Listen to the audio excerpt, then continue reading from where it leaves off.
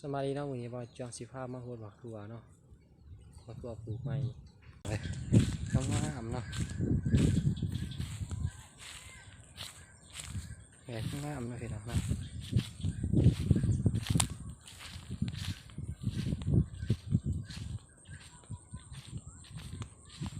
หมักทั่วหมักแป้งกระดังปลูกใหม่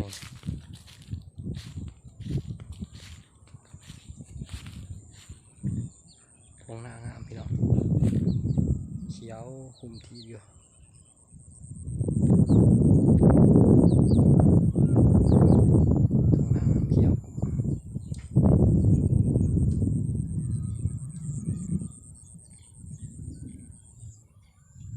มาเป็นผู้เนาะ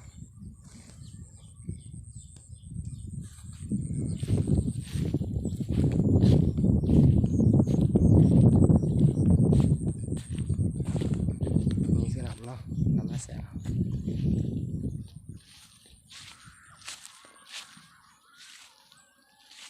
นี่น่าชิมหมดเลยเนาะนี่เนาะเขาตักน้ำอย่างนี้ไปโหดเนาะส่วนรับประทานพี่น้องท่านี้ก็เป็นอะไรนะเขาหน้าเขาหน้าเนาะโอ้งามตรงหน้าเลยพี่น้องเลยโอ้สวยงามเลยพี่น้อง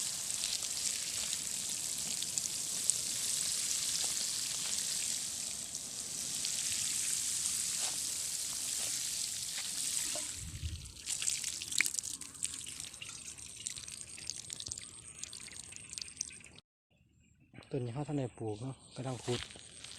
ใหม่ๆเนาะ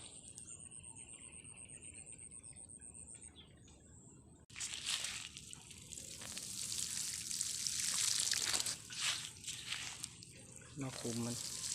คุมหน่อยได้พี่น้องเลยเศรษฐกิจพอเพียง